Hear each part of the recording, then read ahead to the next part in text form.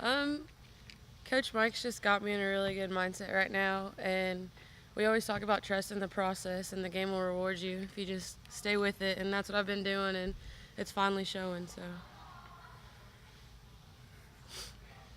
Was it getting a little, y'all lost a tough one before, and then that game was tight. Was it same kind of attitude and mentality y'all had the whole time, or was it starting to get to y'all a little bit that feeling? oh no, each game's a new game. We weren't gonna carry the last one over to the next one, so we just started fresh and tried to play our game. Took a little bit for the bats to start to come around in the tournament.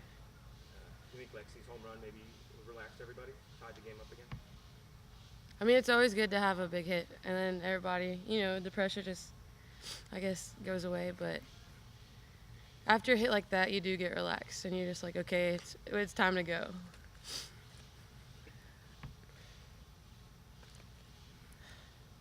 Are you worried about having to play two, and then you played one yesterday, and now playing one tomorrow, or is that not a problem? It's not a problem. Not a problem at all. That's not a problem. Victoria talked about bouncing back from the 5-run inning. Every time we go out there, it's a new start, and you just got to go from there and battle back. And I know and believe in all my teammates, and know that they'll have my back no matter what with the bats, and eventually they'll always come around. So just got to keep on fighting at it every pitch by pitch. Victoria, talk about it. From a large portion of the season you didn't pitch, and here you are in a elimination game in the conference tournament. What did you feel like you were kind of in a groove? I know you had that one rough inning, but I mean, just talk about being in that atmosphere. What was that like for you Well, after not pitching as much as you? we're always taught, even whenever we're not pitching, we need to put ourselves out there as if we were pitching. And I've done I believe I've done a lot better job of doing that while other pitchers are pitching and learning from everything. And I wouldn't be able to go out there and do everything that I do without the help of our pitching staff that we do have this year.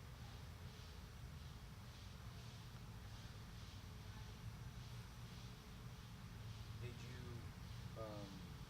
was it kind of the plan all along for you to go all the way if you could, or was there some discussions about maybe you coming out during the middle of the game, or did you? Honestly, I don't know. I just go out there and do my thing until they tell me otherwise. I know this can sound interesting, but it really wasn't that hard of an inning until the home run. You kind of got nickel and dime with a bunt base hit, and the fielder's choice and a flare. How did you keep a positive mindset during that time? Well, I mean, it was miscommunication on all parts, and we talked about it after that inning, and we got ourselves back together and regrouped from there. And from there, we just kept on going after it.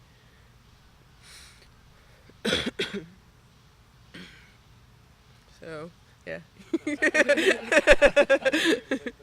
I was like, sorry. Long day today, and I thought our kids battled, and I thought they stayed at it. We had a lot of kids step up today. We've been talking about that all week. That if you're going to get in a tournament and get your back up against the wall, that you're going to need everybody on board.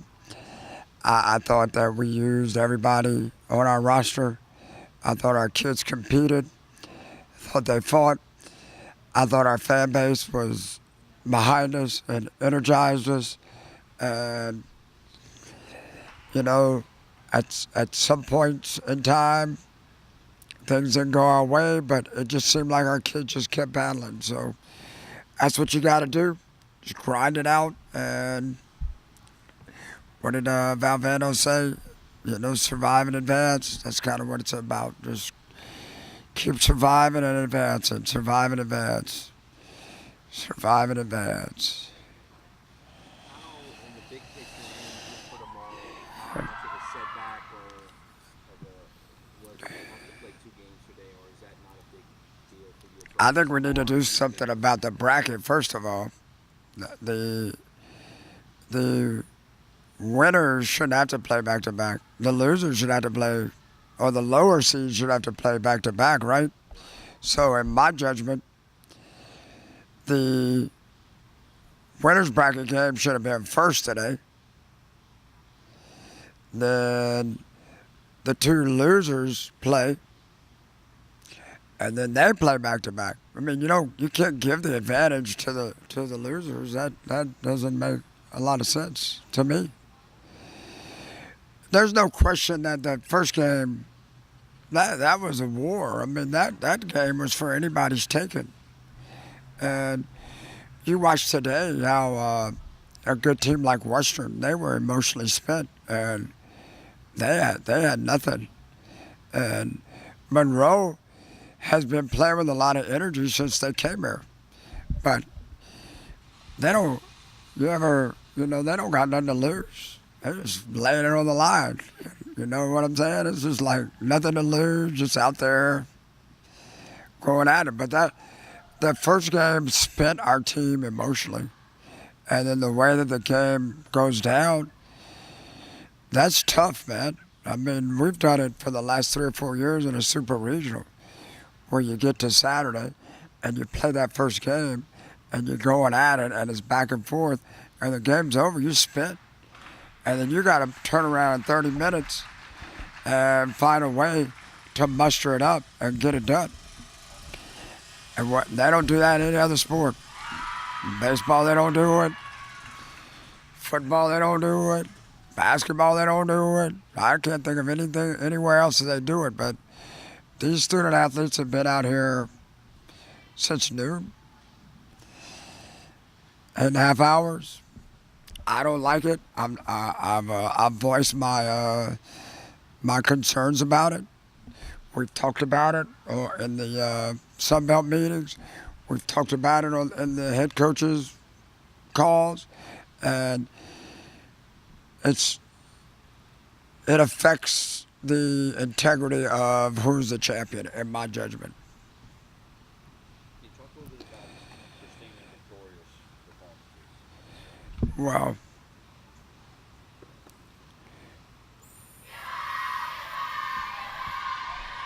they did. I think they both did some good things, and I think they both did some not so good things. And I've been talking about this all year, and at some point in time, I guess somebody's going to listen to me. When you get to postseason in softball, it's not 14 to 9. It's 1-0. It becomes 1-0 softball. It becomes what it was last year at LSU. It becomes what it was at Michigan. And one pitch, one mistake, one bad spin to the wrong spot, and you're going to your house. And those kids understand that. I mean, they pitch under that kind of pressure since they're 12 years old. And we're at the point in our season where we have to execute a whole lot better if you want to advance against great regional softball teams. And there's times where both of them really pitch really, really well, but there's times where they're becoming inconsistent. Do you think maybe playing that additional game, loosen up the bats a little bit? No. I think the bats have been loose since a long time. I mean, the middle of that lineup, to me, is phenomenal. And the way those kids swing the bat and the way they compete. Come on, man. They come in the bottom of the 7th against South Allen, and they both did it again. Well, no, they did it again. I mean, lowered the bases, put themselves in a position to win again. And those kids are phenomenal to me.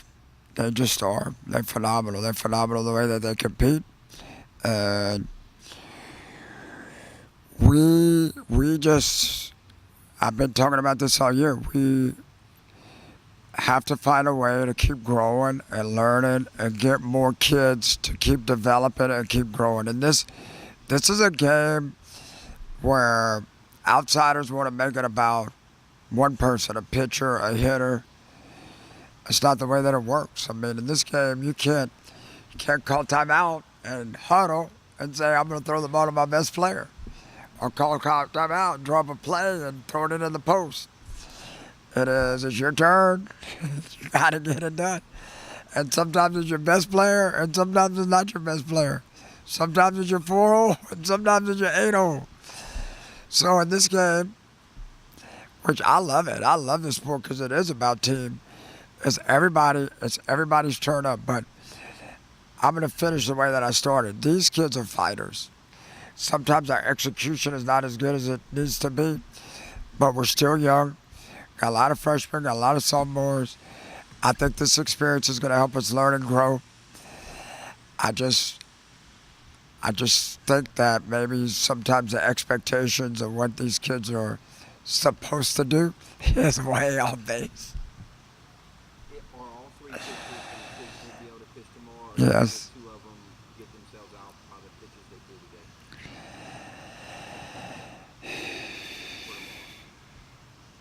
We're going to go sit down and think about it, but man, it'd be nice to roll number 7 out there, huh? that's you got to be a risk taker to do that, though. Huh? I mean, is he going to be really good or really bad? I'm thinking about it though. I'll go home and watch a little draft and kind of put my shoe. I think it's possible Christina could pitch after pitching. No, she could go again tomorrow. You saw her effectiveness start to dwindle a little bit as I kept seeing her. That's, well, we're gonna go with the best matchup. You know what I'm saying? I don't know. Victoria's never been good back to back. Christina's thrown a lot of pitches, and they've seen her a lot. My mind is saying number 7, and I gotta go sit and visit with her. I think that kid, if she can just lock in, but it could be a disaster too. You know what I mean? But not the end of the world either. I'd say let's give it a shot, but I gotta go convince about 4 other people, and I'm smart.